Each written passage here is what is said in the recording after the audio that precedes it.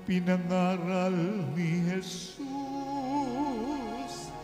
ang paghahari ng Diyos. Sakit ay kanyang ginamon.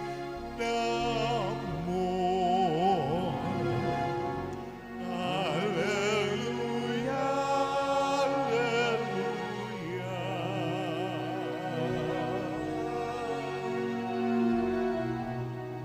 Alleluia, alleluia.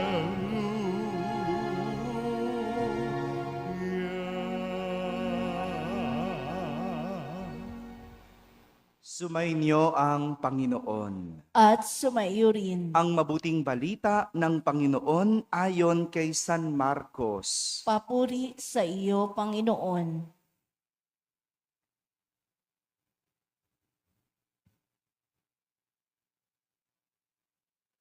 Noong panahong iyon, may isang ketonging lumapit kay Jesus, nanikluhod at nagmakaawa. Kung ibig po ninyo ay mapagagaling ninyo ako. Nahabag si Jesus at hinipo siya. Sabay ang wika, ibig ko, gumaling ka. Noon din ay nawala ang ketong at gumaling ang tao. Pinaalis siya agad ni Jesus matapos ang ganitong mahigpit na bilin. Huwag mong sasabihin ito kanino man. Sa halip ay pasuri ka sa saserdote. Pagkatapos, maghandog ka ayon sa iniutos ni Moises upang patunayan sa mga tao na ikaw ay magaling na. Ngunit umalis siya at bagkus ipinamalita ang nangyari. Ano pat hindi nahayagang makapasok ng bayan si Jesus. Naroon na lamang siya sa labas, sa mga ilang na puok, at doon pinagsasadya ng mga tao buhat sa iba't ibang dako. Mga kapatid, ang mabuting balita ng Panginoon. Pinupuri ka namin, Panginoong Hesukristo. Umupo ang lahat at makinig sa humilya. Magandang umaga po sa inyong lahat. Magandang umaga sa mga nasa barangay, sa mga nasa tahanan na nagsisimba via online, at sa lahat na nasa abroad. Magandang umaga po sa inyong lahat. Ang susi sa pagpupursige ay pagpupursige. Walang ibang paraan para magsumikap kundi ang pagsisikap. Ito ang nais ituro sa atin ng mga pagbasa natin sa araw na ito.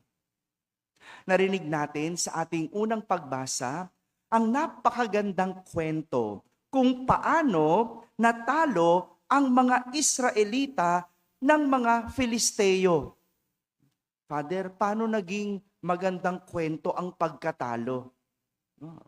Ganyan tayo di ba? Para sa atin, lalo na sa Pinoy, maganda ang kwento kapag ang ending laging panalo. No? Yan ang gusto natin. Lagi dapat tayong panalo. Lagi dapat happy ending. Lagi dapat maganda ang lahat. Teka muna. Hindi pa naman kasi tapos ang kwento. Natalo ang mga Israelita ng Filisteo. Hindi inaasahan na matalo ang mga ito. Kaya nga, 4,000 ang namatay sa mga Israelita. Malaking kasawian ito, kaya naman pinakuha ng mga matatanda ng Israel ang kaban ng tipan. Hindi ba ganun yon? No? Ang mga matatanda, sila'y nag-iisip, sila'y nagpaplano, sila'y mga dumidiskarte. Kaya nga, yung mga elders, mga matatanda ng Israelita, inisip, pinakaisip-isip, ba't ba tayo natalo? Anong nangyari? Anong kulang? Anong ginawa natin? ang mga matatanda marurunong, magagaling, lalo na mag-isip. Kaya nga, pinakuha nila ang kaban ng tipan. No? Ano ba yung kaban ng tipan? Noong panahon na iyon, ang kaban ng tipan ay walang halos pinagkaiba sa tabernacle. No? Tingnan nyo nga po yung tabernakulo natin. Ano ang laman ng tabernacle? Yung ostya, di ba? Ano yung ostya? Katawan ni Kristo. Yung kaban ng tipan, parang ganyan. Isang sisidlan, pero ang laman, hindi ostya. Ang laman ay 10 utos ng Diyos. Nandun, ang 10 utos ng Diyos. Ano ibig sabihin nun? Ang kaban ng tipan ay simbolo ng presensya ng Diyos. Simbolo ng presensya ng Diyos. Kaya nga, tayo, pag nakakakita ng tabernacle, nag-genuflect, nagbabaw. Bakit? Andyan ang Diyos. Ganon din ang kaban ng tipan. Ito'y simbolo ng presensya ng Diyos. At pinakuha ito ng mga matatanda ng Israel para sila'y manalo sa laban. No? Yun ang nakita nila. Kaya tayo natalo kasi wala tayong Diyos. Kaya tayo natalo kasi wala ang presensya ng Diyos sa atin. Tama ba? Di ba ganon sa buhay? Di ba? Para manalo ka, dapat may presensya ang Diyos. Pero, hindi ba ganyan tayo mag-isip minsan? Ginagamit natin ang Diyos para makuha natin ang tagumpay. 'Di ba? Ang mga magbo-board exam, para pumasa, anong gagawin? Ay, magsisimba ako. Magnunubina ako. Ano pa? Magpapabless ako ng ballpen, lapis, lahat na. No? May minsan binibless ako, pati underwear pinabless. Sabi ko, anong gagawin ng underwear sa board exam mo? Father, gusto ko lahat ng susuotin ko, lahat ng gagamitin ko sa board exam ay na-bless. Sabi ko doon sa nagpa-bless, siguraduhin mo yung underwear mo, susulat ng tamang sagot. Tingnan mo nga naman ng tao minsan, di ba? No? Ganyan. Ginagamit ang Diyos para magtagumpay. Para matanggap sa trabaho, dadaanin sa pagdedebosyon. Para umasenso ang negosyo, anong gagawin? Maglalagay ng Santo Niño. Kahit hindi deboto, 'di ba? Katabi ng Santo Niño, pusang kumakaway. Palakang may kagat na ginto na tingnan nyo, minsan ginagawa natin sa Diyos. Ginagamit natin ang Diyos para lang makuha ang tagumpay. Pero, tandaan, alam ng Diyos kung siya ay ginagamit.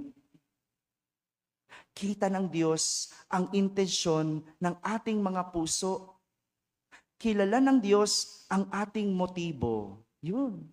Ganon yun. No? Kasi alam no? Kaya tingnan mo yung mga Israelita. Kahit na nasa kanila ang kaban ng tipan, ano nangyari? Natalo pa din sila. Yung sumunod na laban, natalo sila.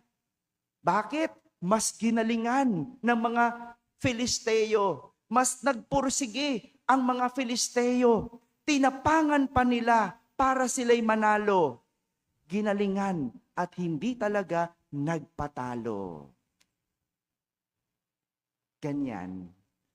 Kung minsan, para tayong mga Israelita, ginagamit natin ang Diyos para lang manalo. Pero tandaan, alam ng Diyos ang ating intensyon. Kilala ng Diyos ang ating gusto. Yung mga Filisteo, nagpursige, nagsumikap, ginalingan. Gaya ng ketongin sa ating ebanghelyo. Ang ganda rin ng kwento ng ketongin. Ano nangyari? Siya'y napagaling ni Jesus dahil siya ay nagpursige. Hindi nagpaawat.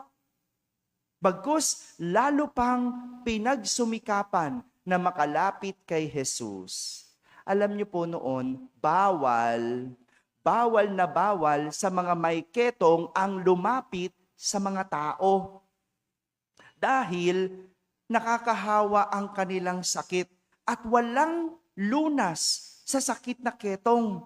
Kaya bawal lumapit ito sa mga tao. Malayo pa lang, meron silang bell o batingaw para hudyat na sila'y layuan. Bawal. Pero dahil alam ng ketongin na si Jesus ay hindi lang tao, kundi Diyos.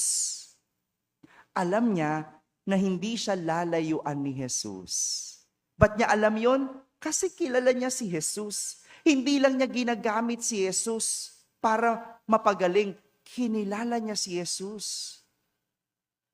Alam niya kung sino si Jesus. Kaya kahit na pinagbabawalan, sa huli, hindi siya nagpaawat. Kahit na pinipigilan ng mga tao, hindi siya nagpapigil. Nagsumikap, nagpursige, kaya't sa huli, biniyayaan. Yan ang aral na pwede nating matutunan. Kaya nga, naisip ko, kung minsan, hinahayaan ng Diyos na tayo'y hindi muna magtagumpay. Hinahayaan ng Diyos na hindi natin makuha ang ating gusto. Bakit? Kasi ginagamit mo lang siya. Ang gusto makita ng Diyos, magpursige ka. Galingan mo, huwag kang tumigil, huwag kang magpaawat.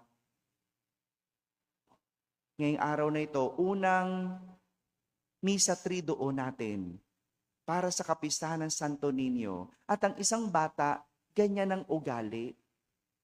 Hindi nawawala ng pag-asa. Hindi napapagod.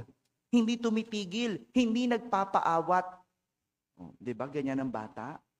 Kaya kung ikaw, tingin mo ngayon, medyo bagsak. Kung tingin mo ngayon, hindi mo pa nakukuha ang pangarap mo. Kung tingin mo ngayon, hindi mo pa nakukuha ang gusto mo kahit na anong dasal mo. Huwag kang magpaawat. Magpursige. Galingan. Pagsikapan. Sa huli, ikaw ay magtatagumpay. Mga kapatid, alam ng Diyos kung ginagamit siya ng tao para magtagumpay. Pero ang mahalaga sa Diyos ay ang matutunang magsumikap at magpursige ng tao para ang tagumpay ay mas maging totoo at tunay. Amen? Amen.